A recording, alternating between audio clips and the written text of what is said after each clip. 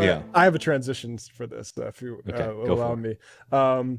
What Henry Kissinger called a dagger pointed at the heart of Antarctica in a very condescending phrase back in the 70s. We have actually really, really good news out of Chile, and Kissinger hopefully isn't active enough to try to fuck it up. David, tell us what's going on. Man, it's one of those moments too where you're just amazed he's still alive. Yeah. People I think are generally aware of the history in Chile. And, that's where, the phrase of the October 2019 uprising there of left-wing activists and the youth was neoliberalism was born here, it will die here. And there's some really exciting developments in that fight.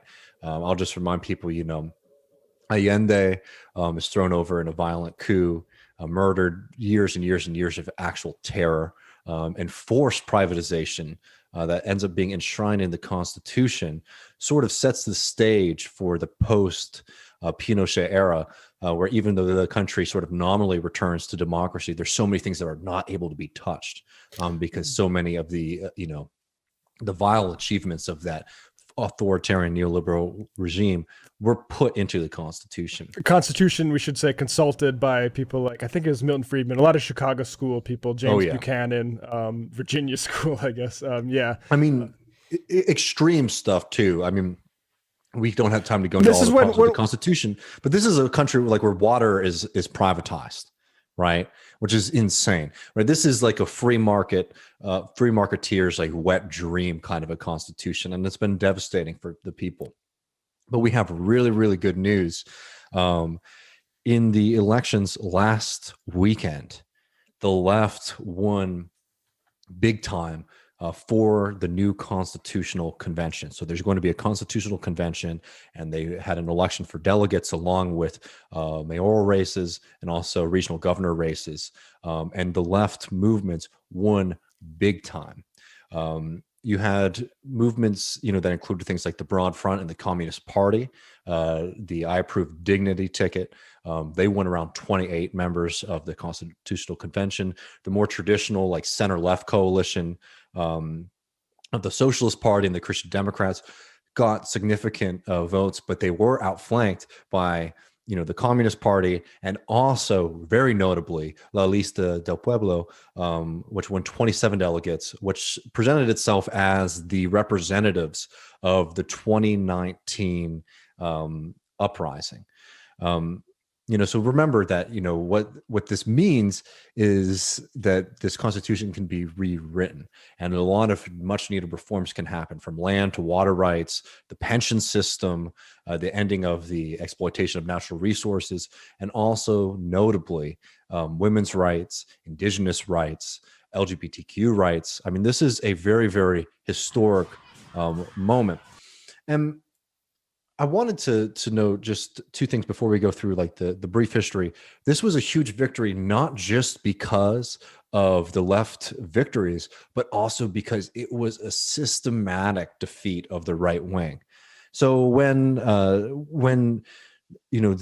current when the right wing basically agreed to this vote on a new constitution, they wrote in that there needs to be a 2/3 majority to approve the Constitution.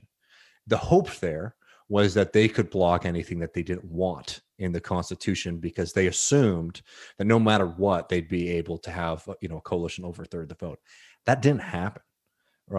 So not only did the left win big time, but the right parties only got essentially they only have about 20% of the vote for this constitutional convention, which means the opportunity for the left to create something very different is there. It's not a perfect situation, just because, as I was noting earlier, there's sort of like three camps of the left victory. So it means that there's going to have to be negotiations and squabbles, and they don't always agree on everything. It's going to be But fascinating to see what those disagreements are, I think. no, for sure. But the point is that it's set up very, very favorably for the left, and I'm sure it's going to be a massive improvement on the current constitution. But I wanted to, if we can just do like a brief history here, just so folks are familiar. there was, if you, sorry, it's the second piece of sound, the subway protest, Matt. Yep. But this started in October 2019. We covered it a lot on TMBS, where, because of more and more privatization, because of more and more austerity, there was an increase to the subway fares. And people rose up, particularly students in the cities, against this increase in subway fares, and ran these really radical protests where they refused to pay the increased fare. Do we have it up or? Yep, it's up right now.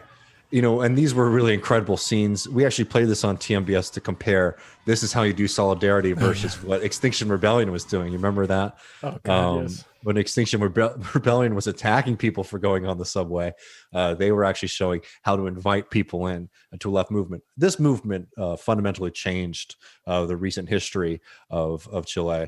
And sort of became an outpouring from just this to a massive left-wing movement, massive protests against the government, against the entire system. It quickly expanded from just being about the subway protests to being against neoliberalism, being against Pinochet's legacy in the country, and particularly being against a constitution that prevents people from having their democratic voice heard, because it prevents a lot of much needed reforms to happen. So we have the second piece of sound here. This is people celebrating back in October when a vote for a new constitution won in a landslide, to hold, convention for a new constitution won in a landslide. So this came out of, incredible amounts of organizing.